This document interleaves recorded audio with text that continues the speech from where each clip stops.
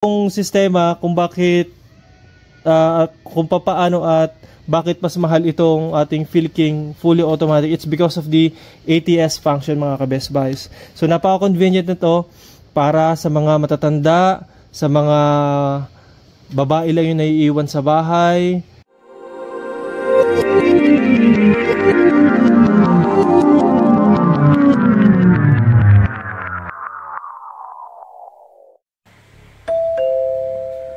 Magandang araw mga ka-Best Buys, and for today's video, tayo ay magpapadala ng ating dalawang Philking inverter silent generator sa Davao City at sa Vigan City. So without further ado mga ka-Best Buys, start na tayo.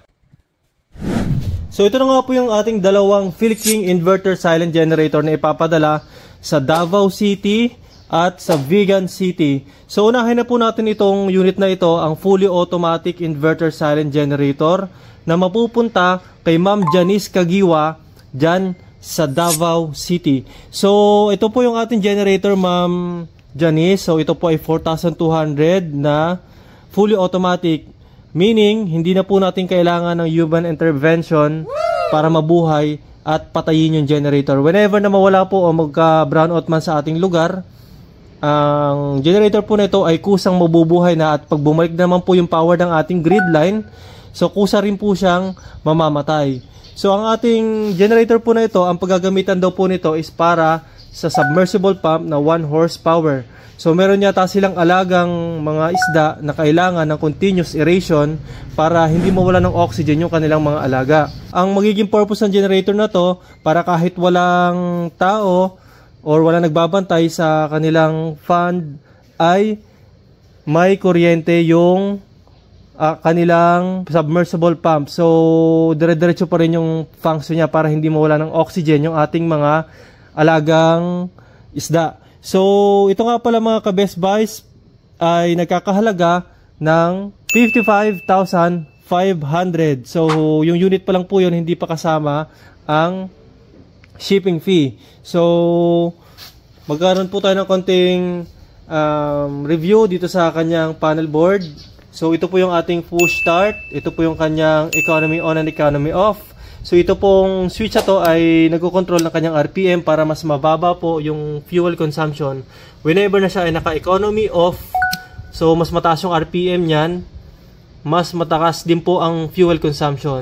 Ang economy on naman ay mas mababa ang RPM, therefore mas mababa din ang fuel consumption. So ito po yung reset naman niya. Ito naman po yung kanyang IntelliGauge na 3-in-1, may volt, hertz, and time. So yung voltage is 220 to 230. Yung kanyang hertz ay 60 hertz para sa kuryente ng Pilipinas, at yung kanyang runtime ay napakahalaga para naman sa change oil, schedule, and maintenance. So nandito po yung tatlong indicator light kung saan nandito po yung kanyang output. Green kapag tumatakbo po siya, ay kulay green yung nagpa-flash. Kapag nag-overload naman ay itong nasa gitna. And kapag low oil naman or overheating na siya, ito po ang nag-alert sa atin. May ilaw po yan, mag-i-indicate, nagpa-flash. So ang ating change oil schedule mga ka-Best Buys ay every 20 hours for the first change oil, and 50 hours, and every 100 hours. So gagamitin po nating oil ay 10W30 na synthetic oil. Ayan po. So nagpadala na rin nga po pala si Ma'am Janice ng dalawa nito para sa kanyang change oil schedule. So ito po ay aabot ng hanggang 50 hours. So yung mga 100 hours, pwede na po kayong medyo matagal-tagal pa yung mangyayari. Pero ang gamitin po natin na oil ay 10W30 dapat. So ito naman po yung kanyang dalawang AC output, which is 220. Ang kanyang circuit breaker na may 20 amperes na capacity. So ang kanyang parallel. So ang parallel po, ang purpose yan ay para maging doble yung ating power output. Kapag po nabitin na yung ating Philking 4,200, magiging 8,000 plus na siya kapag gumamit pa tayo ng isang generator. So yun po kagandahan ng mga inverter generator. If ever na mabitin ka, pwede ka pa uling bumili ng isa para mapataas mo yung power output niya. And at the same time, kapag naman hindi mo na kailangan ng malaking power output, pwede ka na uling magpatay ng isang generator para mas mababa yung fuel consumption nyo. So, napakaganda nyo, no? Kaysa bumili tayo ng mas malaking generator, bumili na lang tayo ng dalawang 4.2 para mas makatipid tayo sa fuel consumption. Okay? At the same time, pwede din natin yung i-split. So, yung pwede yung isa ay para sa kamag-anak natin, papahiram natin, tapos yung isa ay tayo naman, or kaya nasa project yung isa naman ay nasa bahay. Okay? So, maraming gamit yung ating parallel, no, para mas makatipid tayo. And kung kailangan natin ng mas malaking power, pwede naman tayong mag-pair up. Okay? So, next, meron tayo ditong fuel flow control. So whenever na gusto nating i-empty yung ating carburetor, ito po yung gagamitin natin na pangsakal. So wala nang fuel na magagaling sa tangke kapag naka-off ito, tapos mauubos si carburetor, ready na siyang i-stack. Okay? So yan na po yung dito sa harap. So dito naman tayo sa taas. So yung taas natin, nandito naman yung kanyang napakagandang lead na may on and off para sa airflow. So kapag naka-off siya, nakasakal yan, hindi papasok yung hangin sa loob. So kapag naka-on, saka naman siya papasok yung hangin. So ang importance nito, kapag ita-travel natin, hindi na lumalabas yung vapor kung sakaling may laman na gasolina, or kapag i-stack natin, wala na siyang lalabasan yung gasolina. By that, makakatipid tayo para hindi mag-evaporate yung ating gasoline. So ito naman sa kanyang kanan, syempre nandito yung kanyang fully automatic na ATS. So ang trabaho po niyan ay automatic na mabubuhay at automatic na mamatay yung generator natin. And siya na rin po yung nagda-diagnose kung may problema doon sa system kapag tumatakbo or before mag-start. So may failure siya para mag-indicate na there is something wrong sa generator or dito sa ating ATS. Okay? Ayan po, kung makikita nyo naman, naka-on yung ating ilaw. It is to signify na merong kuryente yung ating household. So, since ito nga po ay backup generator or backup power, kung mawawalan ng kuryente or magpa-brown out, siya yung magsusupport sa appliances natin sa bahay. So, ang purpose ito kay Ma'am Janice is para sa aeration ng kanyang pond na may 1 horsepower na submersible pump. So whenever na wala sila sa bahay, may power pa rin or may magsusupport pa rin na power dun sa kanyang 1 horsepower na aerator. Okay? So isimulate muna natin yung ating generator na to sa ATS na, no? So pwede natin buhayin yung ating generator na ito sa pamamagitan ng manual start, ng push start, at nitong fully automatic. So, set up natin siya na kunwari, or simulate natin na kunwari ay mawawala ng kuryente. So, dapat naka-automatic siya. Okay. Naka-automatic. So, may ilaw. And nakasaksak siya dito sa ating main line. Ngayon, ang purpose lang kasi nito mga ka-Best Buys, kaya ito nakasaksak dito. So, para magbigay ng kuryente sa household natin. So, ito yung load natin. Kunwari, mawawala ng kuryente or magba-brown out, huhugutin natin ito. So, mawawalan tayo ng kuryente ngayon sa kabahayan natin. Ang mangyayari dapat ay mabubuhay yung ating generator para magbigay ng power dito sa ating load or sa ating kabahayan. So, kapag naman po isinaksak natin ito mamaya, so parang it signifies na bumalik na yung kuryente, dapat mamamatay naman si generator at silipin natin yung flicker ng ating ilaw kung merong flicker. Okay, so start natin mga ka-Best Buys, hugutin na natin to and mawala na yung ilaw. So ayan, wala na siyang ilaw. So hintayin natin, ayun na. Ayun. So nabuhay na si generator. May power na rin na lumabas, pumasok pa sa ATS. Dapat magkaroon na ng power ang ating load. Ayan. So meron na ang power ang ating load. The generator starts on its own. Ngayon, mga ka-Best Buys, silipin naman natin yung flicker ng ating ilaw kung bumalik na yung ating main distributor o yung ating power grid. Okay, so pag sinaksak ko ito, dapat mamamatay si generator, and silipin na rin natin yung flicker ng ating ilaw. So saksak natin ha.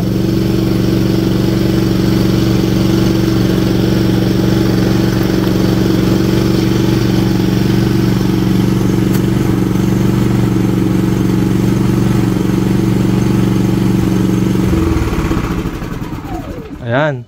So, wala kayong napansin na flicker ng ating ilaw, ano? So, ganyan kaganda po yung ating pag-change from main power to generator. So, napakabilis lang po na switching. Halos walang naramdaman yung ating ilaw.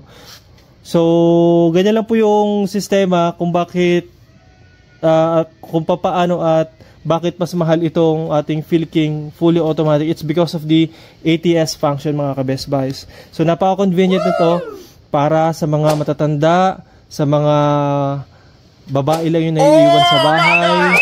So kasama na rin dyan yung may mga business na hindi dapat nawawalan ng kuryente, and yung mga frozen goods natin na business. So kapag nawala ng kuryente, siyempre malulugi tayo kapag na-defrost yung mga laman.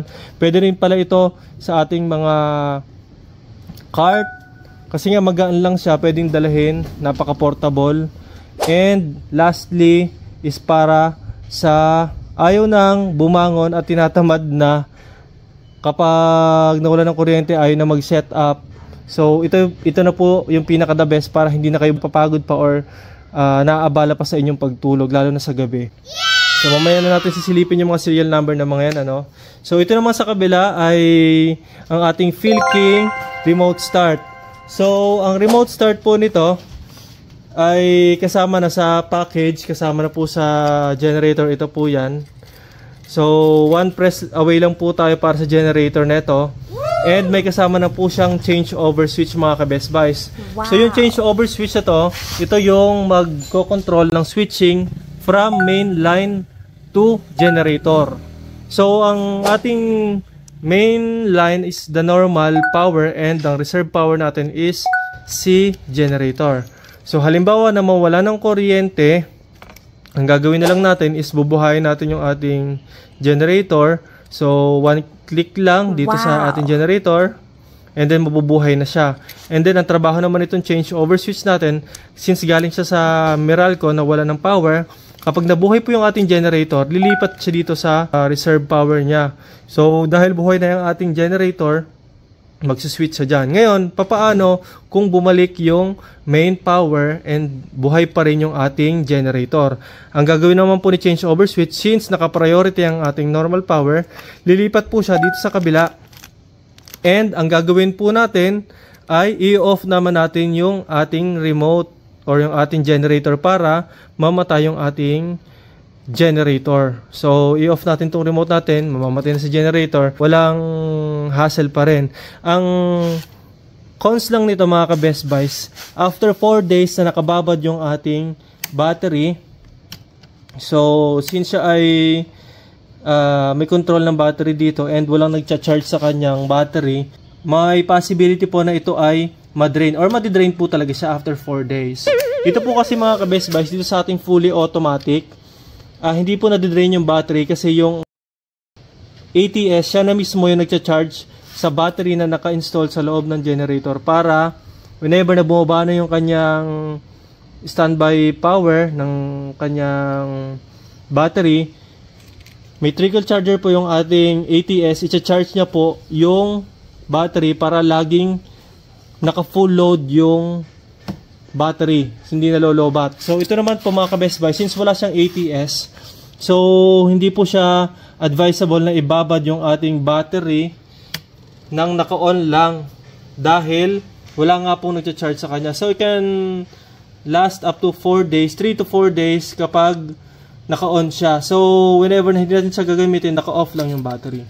So ayun, mga ka-Best Buy, so yun lang yung downside nito. So ang presyo nga po pala ng ating 4,200 remote control ay 45,500. Ito pong unit na ito ay mapupunta kay Sir Artemio Riliera ng Vegan City. So, ayan po ang ating generator, Sir Art. i-test po natin ngayon yung kanyang functionality kung siya ay mabubuhay sa pamamagitan ng remote start. So, unahin po natin, i-on natin yung battery and i-place po natin yung ating generator dito sa gitna para naka-on and pwede na po siya. Good to go na. Ayan. So, ganun lang po kabilis. And, ayan, meron na siyang output. Ngayon, i-off naman natin siya. Ayan. So, ito mga ka-Best Buys, pwede rin natin itong i-start sa pamamagitan ng full start. Ayan. So, ito-choke lang muna natin. And then, hila. And, choke off. Okay. Start ulit natin. Ayan. Patayin ulit natin. Other thing, pwede rin po natin itong buhayin sa pamamagitan ng push start naman dito sa ating ignition. So, yung sa full start na yun, pinakalista natin na gagamitin yun kasi meron naman tayong remote start and push start. So, dito naman po sa ating push start, ito-choke pa rin natin yan and pipindutin yung ating start sa taas. And then choke off. Ayan. So, pwede rin natin patayin dito. Ayan. Pwede rin natin patayin dito sa ating remote. Ayan. So, okay na po ito. Working na siya. So, ito naman, i-check naman po natin dito sa kabila yung kanyang push start. So, ang pagkakaiba pa rin ito mga ka-Best Buys dito, siyempre, ito po ay 3-way. Ito naman po ay single press lang yung kanyang start. So, hindi na natin kailangan ng choke kasi automatic na siya nagcho-choke.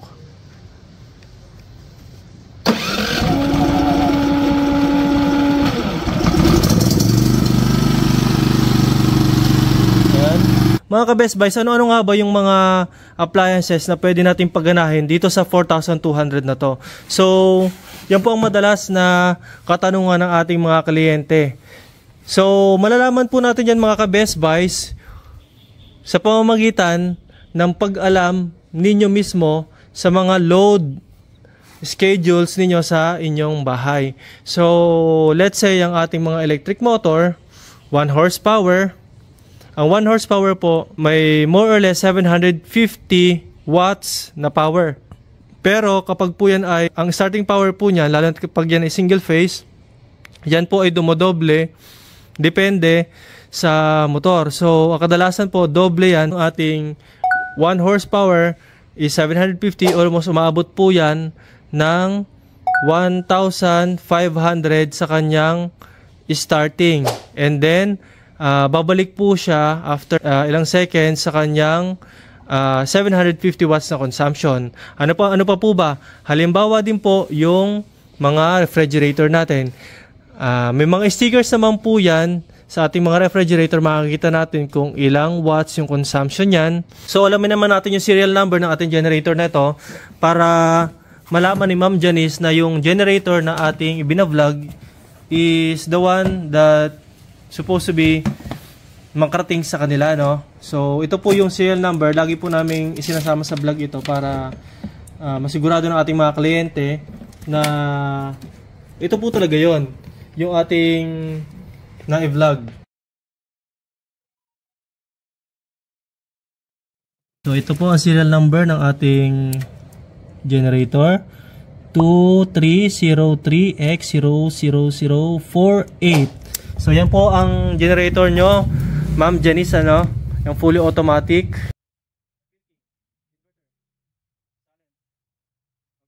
So, ito naman po sa kabila. Ito naman po ang sa inyo, Sir Artemio. Tanggalin lang natin yung battery.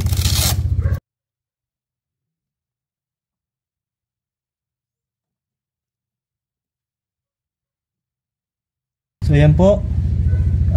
2303X00014.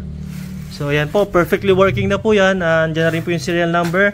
Maraming salamat ulit sa mga ka-Best Buy sa pagtangkilik ninyo sa Best Buy Mindoro, lalo na kay Ma'am Janice ng Davao City at kay Sir Artemio ng Vigan City. Para sa inyong mga orders, comments, suggestion, ay maaari kayong mag-text o tumawag sa aming cellphone number. Ayan po. At bisitahin po yung aming mga social media accounts sa Facebook, YouTube, and TikTok. Meron na nga po pala tayong branch mga ka-Best Buy sa Bulacan, dyan sa San Miguel. So maaari po kayong bumisita sa ating branch dyan sa San Miguel, Bulacan. Ito po ang kanyang cellphone number. So si Engineer Franco po yung magiging entertain sa inyo. Si Engineer Franco nga po pala ay isang registered electrician and professional electrical engineer. So para mas makita nyo po yung mga units, pwede po kayong bumisita sa San Miguel, Bulacan, malapit po sa San Miguel District Hospital. Okay? So maraming salamat mga ka-Best Buys sa pagtangkilik sa Best Buys Mindoro. And mag-ingat po tayo palagi. Bye-bye!